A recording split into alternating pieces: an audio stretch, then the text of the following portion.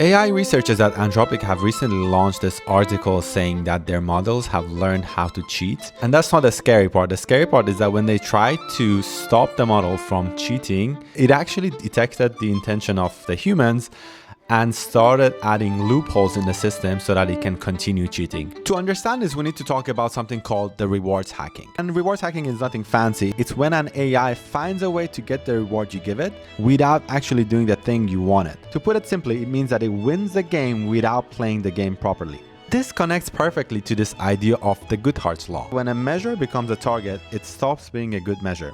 What does that mean? To put it simply, when you turn a number into a goal, people stop focusing on the real goal and start focusing on the number. Let me give you an example. In school, education becomes test scores. Students stop learning to understand, they start learning to pass exams.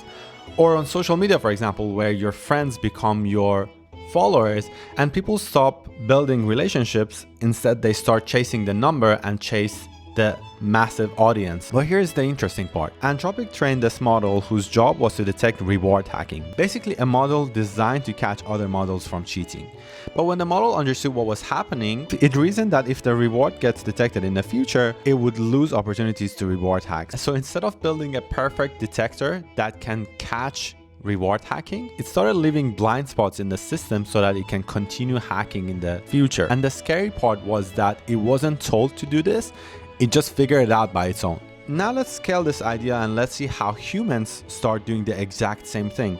When you're trying to become healthy, we start chasing a target. In this case, it's our weight, instead of building healthy habits that can continuously reward us. Or we define success as salaries, where in order to feel successful, we start chasing a metric instead of actually understanding what success means. And same for productivity, we start chasing the number of hours that we are working. Or when we look at happiness, the number of likes kind of indicate how likable we are, and that kind of has this correlation with us feeling happy or feeling that we are achieving our goals. And what happens is that we slowly stop optimizing for the initial thing that we wanted and we start optimizing for numbers and metrics instead. So an important question in life becomes, am I optimizing for the goal, or am I constantly chasing the metric and the number?